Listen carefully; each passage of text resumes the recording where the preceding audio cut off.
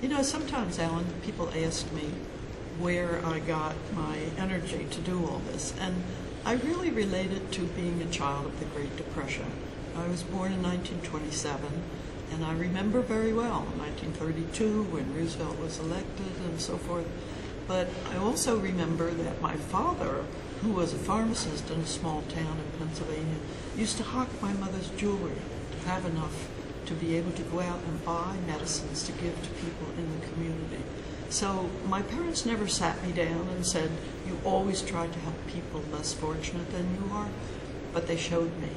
And so that's where I got my drive to do this. When I went to nursing school, I was really very negatively impressed at the way women were treated in labor, and given drugs for pain and to make them forget, amnesiacs and so forth, and then put in a bed with padded side rails so that they wouldn't hurt themselves or their fetuses while they were laboring, because many of them lost control because of the drugs they were given.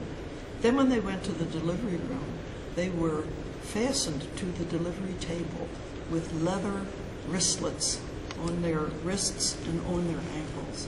And they were not permitted to touch their babies if they were awake, because they would be given more anesthesia, likely, when they're in the delivery room.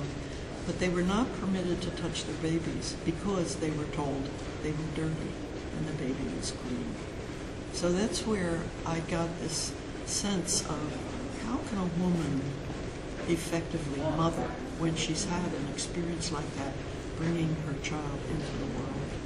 She doesn't, this expression of being delivered is really true in that sense, whereas we tell women that we're going to help them to give birth.